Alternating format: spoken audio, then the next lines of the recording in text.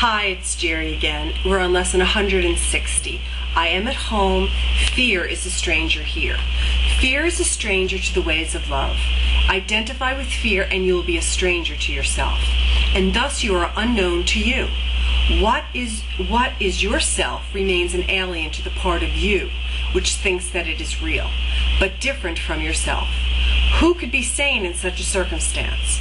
Who but a madman could believe he is what he is not and judge against himself?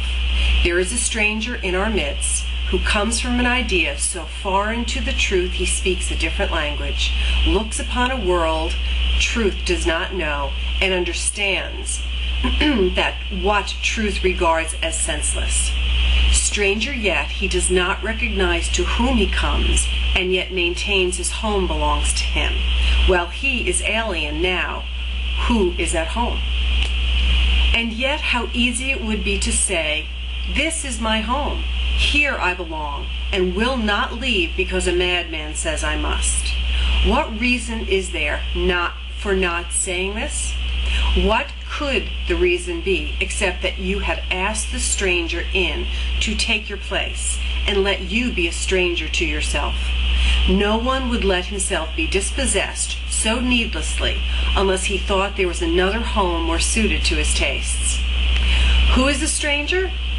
Is it fear or you who are unsuited to the home where God provided for his Son?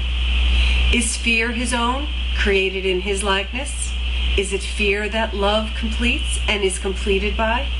There is no home can shelter love and fear.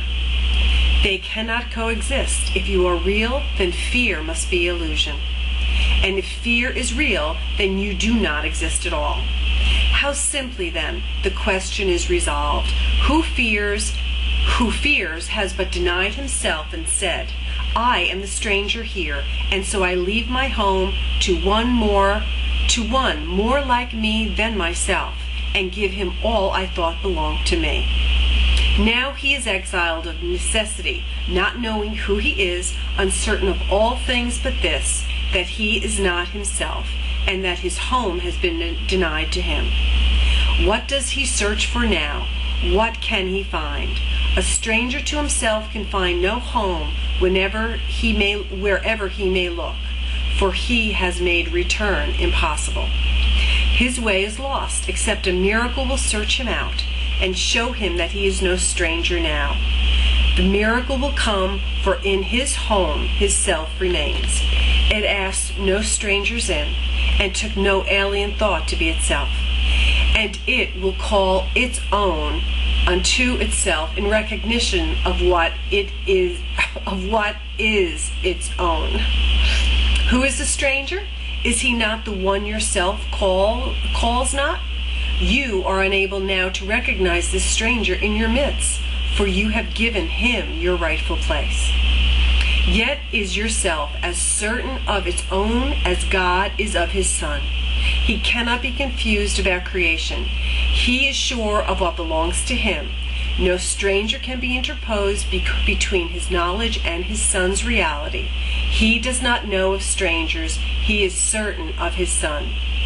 God's certainty suffices. Who he knows to be his Son belongs where he has set his Son forever. He has answered you who ask, "Who is the stranger?" Hear his voice assure you, quietly and sure, that you are not a stranger to your Father, nor is your Creator stranger made to you. Whom God has joined remain forever one, at home in him, no stranger to himself. Today we offer thanks that Christ has come to search the world for what belongs to him. His vision sees no strangers, but beholds his own and joyously unites with them. They see him as a stranger, for they do not recognize themselves. Yet as they give him welcome, they remember, and he leads them gently home, again where they belong. Not one does Christ forget.